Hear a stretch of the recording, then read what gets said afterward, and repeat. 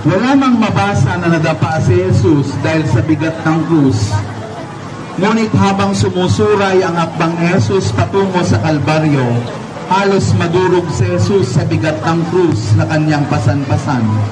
Higit pa marahil napuspos si Jesus ng panunuya at paglilibak ng mga tao na para bang siya ay isang kriminal. Halos igupo ng pagod dahil sa kawalan ng tulog sa magdamag at pagpapahirap na kanyang dinanas.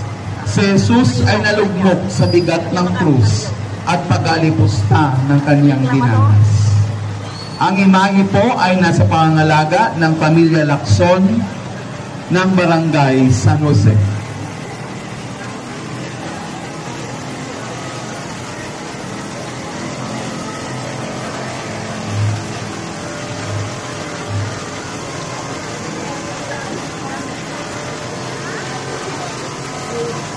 Santa Veronica. Si Veronica ay kilala bilang ang babaeng nagbigay kay Jesus na pumunas ng kanyang mukha nung siya ay ipapako na sa krus. Ang pamunas na ito ay pinaniniwala ang matatagpuan sa Vatican at itinuturing na isa sa mga pinakamahalagang alaala ng simbahan. Si Santa Veronica ay hindi nabanggit sa Biblia, ngunit kilala sa tradisyong Katoliko at bahagi ng istasyon ng krus. Sinasabing habang si Jesus ay lumalakad sa Kalbaryo, ng mukha'y duguan at pawisan, si Veronica na isa sa mga nakasaksi ay naawa. Nilapitan si Jesus at binigyan ng pamunas. Animoy kanyang belo na tinanggap naman ni Jesus at ito'y pinunas sa kanyang mukha. Ang imahe sa mukha ni Jesus ang natatak sa pamunas na ito. Ang matandang imahe ay nasa pangangalaga ng pamilya Bernardino ng Barangay San Agustin. Santa Veronica, ipanalangin mo kami.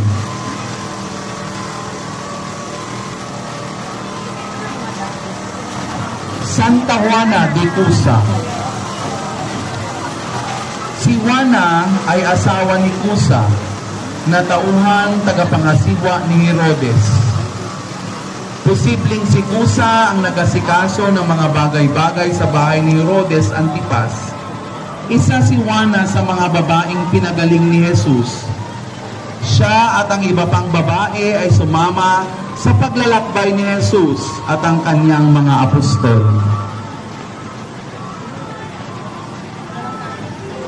Ang imahe ay nasa pangangalaga ni Ginoong Rico Farinas ng Barangay San Juan.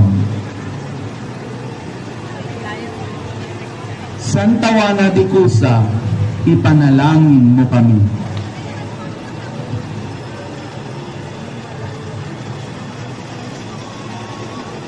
Los Hermanos de Betania, ang magkakapatid ng Betania. San Lazaro.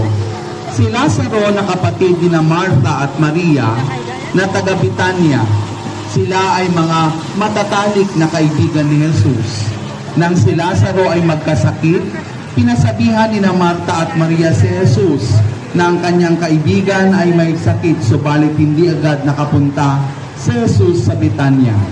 Si Lazaro ay namatay at 4 na araw nang nakalibing nang si Jesus ay dumating.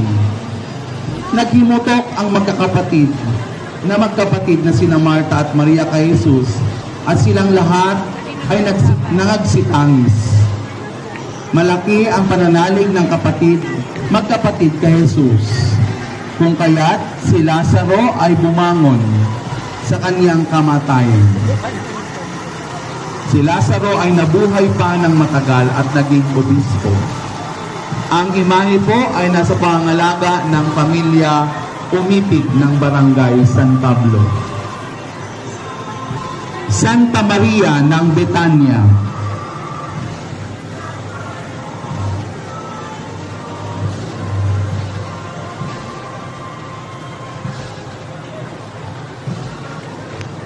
Santa Maria Betania ay isang santo sa tradisyon ng simbahang Katolika at ang simbahan ng sinaunang Ortodoksiya.